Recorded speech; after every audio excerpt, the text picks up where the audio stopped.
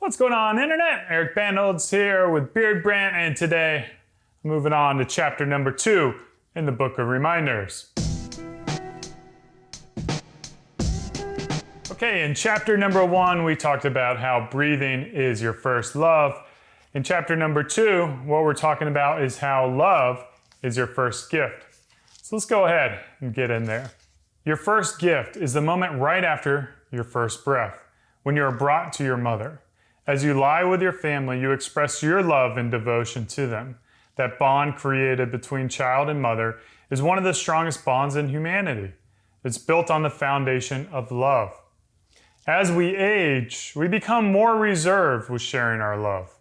We run into situations that cause us to distrust other individuals, to put up emotional barriers, and to experience less love as a result. Love is constantly around us.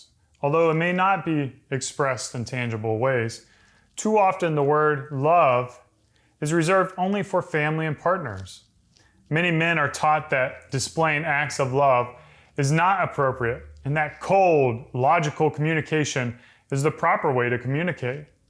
Meanwhile, children and spouses stand by, waiting for signs of affection from the men in their lives. Without your gift of love, you create a void in those who are close to you. That love void will need to be filled, and they will either seek the love from other individuals or they will fill it with damaging vices. Since your first moments on this planet, you have been given the most precious gift of love. Take time to share that love with those around you, whether they be close friends or random strangers. The reason I wrote this chapter so early on was I wanted people to kind of forget about all the distractions that happen in life. Myself as a father, a lot of times I think about, is this technique that I'm giving my daughter, is this the right technique? Should I have communicated in a different way? Should I have punished her or spanked her or cuddled her or coddled her or, whatever the technique is? I get lost in that moment. And for every single thing out there, it doesn't matter what it is, there's always going to be two sides. Hell, there's people out there right now who think the earth is still flat. There's going to be someone on the opposite side to agree with whatever technique you're trying to push, no matter how bad or how good it is. When we think about that, we think about all the options around us and all the ways that we can execute our parenting skills or our management skills or our team member skills or whatever it is. We seem to forget the basics, and it's that foundation of love which is really the basis. Now, love can be displayed in a lot of different ways. If you haven't read the book 5 Love Languages, I strongly recommend that you check it out. Love can be shown through physical touch, through quality time with others. It can be shared through words of affirmation. It could be shared through gifts, or it could be shared through acts of service. It can also be received in those 5 different ways. So for instance, my favorite love language is quality time. Getting together, having a beer together, a coffee together, a dinner together, beats anything else. From there, I like physical touch. Give me a hug, give me a high five, pat on the back, a good handshake.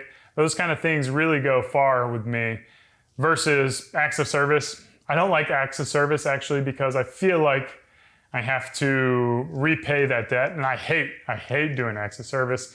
I hate gifts. Gifts are just more clutter for me. It's not something that's really keen to me, but I do enjoy giving gifts to people. So everyone has a different love language, and by taking the time to understand those around you, those who are important to you, what their love language is, you can focus on your gift of love and how you might be able to display it better.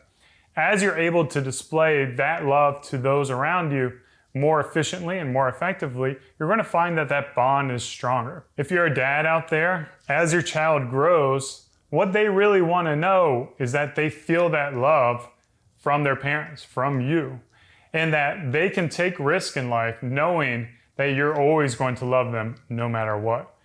And I think it's really easy to forget to say, I love you to your kid, or I love you to your spouse, to your partner. Those small little reminders throughout the day are going to be a huge impact on really the quality of your life and the impact you can make with those around you. So reminder number 2, remember, you've got to give that love, and it's only love. That's it. Just spread that love, and all the other things will kind of fall in line after that. Hope you guys enjoyed chapter number 2. Send that love out. Hey, send some love in the comments. I love getting love. I'll send you some love back. As always, thanks for watching. Thanks for subscribing. Cheers. Keep on growing. Stop. Before you watch the next video, let me tell you, you are worth it. And what do I mean by that? I mean that you deserve to invest in yourself. You deserve to pamper yourself. You deserve to take care of your skin, your hair, your beard, and Beardbrand has your back with products, not just for your hair, your beard, and your skin, but also for your mind.